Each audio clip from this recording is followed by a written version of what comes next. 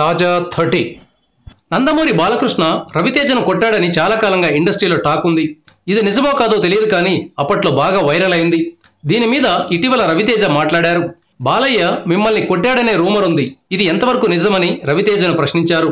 ఇదంతా కట్టుకథ అని దీనికి ఆయన సమాధానమిచ్చారు. ఒకవేళ నిజంగా బాలకృష్ణ రవితేజల మధ్య గొడవ జరిగి ఉన్నా బయటకు చెప్పుకునే విషయం కాదది. ఇంతకీ బాలకృష్ణకు రవితేజ మీద ఎందుకు కోపం వచ్చింది? 2007లో బాలకృష్ణ మహారథి అనే సినిమాలో నటించారు.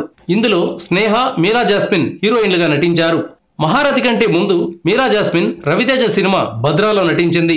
ఈ కారణంగా మీరా జాస్మిన్ కు రవితేజ ఒక సూచన చేశారట. అదేమిటంటే, బాలకృష్ణ సినిమా మహారథిలో నటిస్తున్నావట, జాగ్రత్త అని వార్నింగ్ ఇచ్చాడట.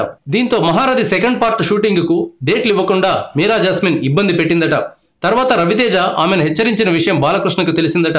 ఈ విషయం తెలిసి రవితేజను పిలిపించి బాలయ్య చేయి చేసుకున్నారని రూమర్ స్ప్రెడ్ అయింది.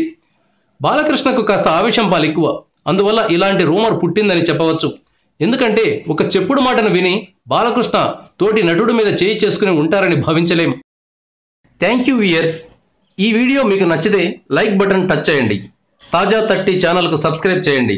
మీ మిత్రులకు షేర్ చేయండి.